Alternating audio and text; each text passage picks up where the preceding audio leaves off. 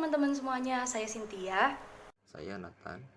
Saya Ben dan di dalam vlog ini kami 3X MIPA 1 akan membahas tema yang berjudul Papua Jangan Pergi. Nah, pasti kita tidak sudah asing lagi dengan Papua. Papua adalah sebuah pulau dan provinsi terbesar dan paling timur di Indonesia. Juga terdiri dari sebagian besar Papua Barat. Papua sendiri berbatasan dengan negara-negara lain loh, seperti bagian Papua Nugini di timur, provinsi Papua di barat, Samudra Pasifik di utara, dan Laut Arafura di selatan.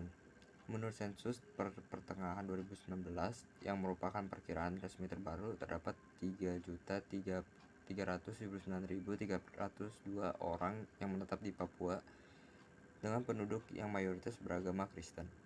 Provinsi Papua terbagi jadi 28 kabupaten dan satu ibu kota yaitu Jayapura. Ngomong-ngomong soal Papua, Papua itu memiliki kekayaan alam yang pastinya sangat banyak dan indah. Kekayaan alam dan sebagainya itu tidak jauh dari kata ekologi dan ekosistem. Ekologi dan ekosistem itu apa sih? Jadi ekologi itu adalah suatu ilmu biologi yang mempelajari hubungan antar makhluk hidup dengan lingkungannya dan sebaliknya. Nah, kalau ekosistem itu adalah satuan lingkungan dan hubungan timbal balik yang menyangkut unsur biotik dan abiotik yang saling berinteraksi satu sama lain. Oh iya, unsur biotik itu adalah unsur yang terdiri dari makhluk hidup seperti hewan, manusia, tumbuhan, dan abiotik adalah unsur yang terdiri dari benda tak hidup dan berasal dari alam seperti air, udara, dan cahaya. Salah satu contoh kekayaan alam yang ada di Papua adalah sungai atau mangrove Ajakwa. Nah, di dalam sungai atau mangrove tersebut terdapat berbagai macam kekayaan akuatik, seperti tumbuhan yang terdiri dari tanaman mangrove dan hewan-hewan lainnya seperti keong, ikan, burung, dan lain-lain sebagainya. Di sana, mereka hidup saling berdampingan dan membentuk sebuah jaring-jaring makanan. Bila ada salah satu hewan atau tumbuhan yang hilang atau punah, maka jaring-jaring makanan tersebut akan berubah dan ada makhluk hidup yang mengalami keuntungan ataupun kerugian. Biasanya di dalam jaring-jaring makanan terdapat pola-pola interaksi, seperti interaksi kompetisi, predasi, dan juga simbiosis. Di Papua terdapat suatu perusahaan tambang emas yang bernama PT Freeport yang menimbulkan masalah, yaitu pembuangan tailing Freeport. Diduga tailing tersebut berisi bahan-bahan kimia berbahaya yang dapat merugikan ekosistem dan kekayaan akuatik. Hal ini menyebabkan adanya ketidakseimbangan atau perubahan lingkungan. Selain itu, kemungkinan siklus biogeokimia yang terjadi di PT Freeport adalah siklus karbon yang berasal dari asap-asap atau gas dari alat tambang. Hal yang harus dilakukan untuk menjaga kelestarian lingkungan, khususnya di daerah PT Freeport, adalah dengan pengolahan limbah yang baik dan benar, dan juga mengikuti standar dari pemerintah. Pemerintah juga wajib memberikan sanksi atau hukuman bagi yang melanggar. Selain kita membahas tentang kekayaan alam, kita juga wajib membahas tentang fakta-fakta kejadian yang dialami oleh Papua. Kalian tahu nggak kalau sebenarnya Papua itu hampir lepas dari Indonesia loh? Hal-hal ini memiliki hubungan dengan integrasi nasional yang merupakan upaya yang dilakukan dalam menyatukan seluruh unsur-unsur suatu bangsa dengan pemerintah dan wilayahnya.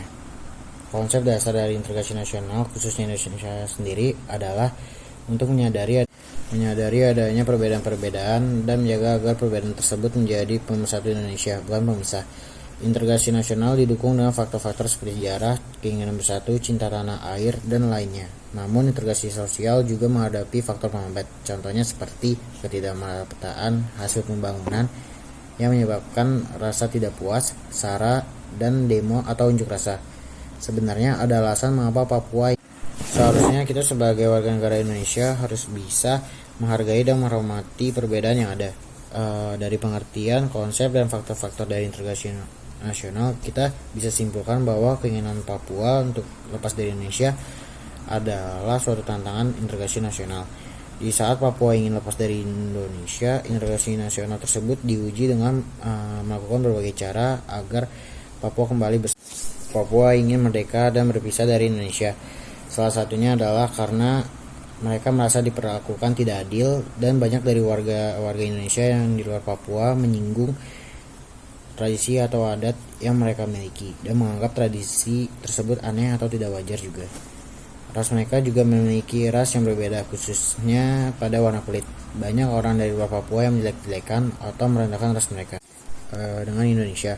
Dan akhirnya Indonesia bisa mendapatkan Papua kembali dan terjalin lagi hubungan antara Indonesia dengan Papua. Oh iya, hubungan Papua dengan Indonesia dapat dikatakan sebagai sebuah relasi loh. Relasi adalah aturan yang menghubungkan anggota himpunan yang satu dengan anggota himpunan yang lainnya. Di dalam relasi, terdapat domain atau daerah asal, kodomain atau daerah kawan, dan range atau daerah hasil. Relasi juga memiliki hubungan dengan fungsi. Fungsi adalah sebuah relasi yang memasangkan anggota tepat satu dengan anggota daerah kawan. Di dalam fungsi, anggota himpunan harus memiliki pasangan tepat satu dengan daerah kawan, sedangkan di dalam relasi tidak memiliki aturan khusus.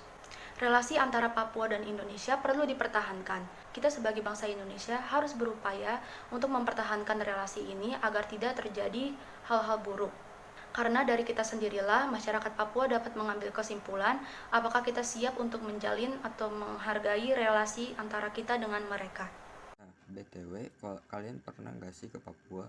Kita bisa pergi ke Papua dengan menaiki kapal ataupun pesawat. Nah, saat kita menaiki kapal atau pesawat, kita akan melewati rute-rute hingga akhirnya sampai ke tempat tujuan. Misalnya nih, saya yang berlokasi di Jakarta akan pergi menuju ke Papua dengan pesawat.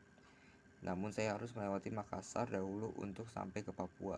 Dari situ terbentuklah suatu rute yaitu Jakarta Makassar Papua. Dari rute ini kita bisa melihat adanya hubungan dengan vektor.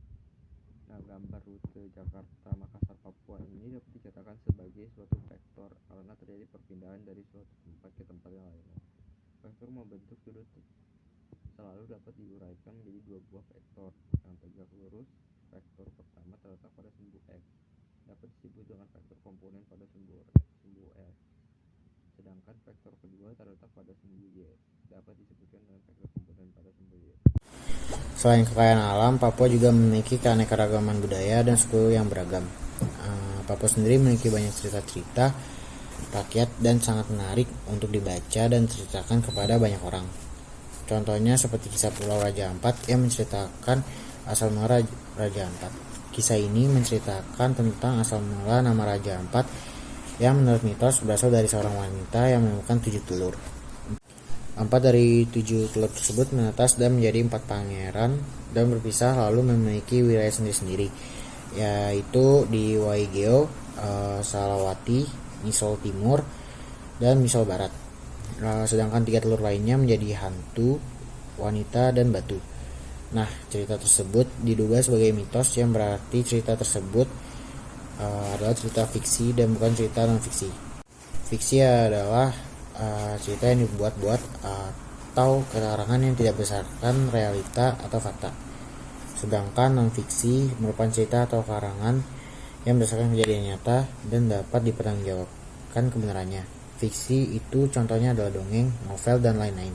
Kalau dari non-fiksi itu ada ensiklopedia, biografi, dan lain-lain. Nah, jadi itu dia pembahasan-pembahasan kami dari tema Papua Jangan Pergi. Mohon maaf apabila ada salah dalam pengucapan dan lainnya. Terima kasih.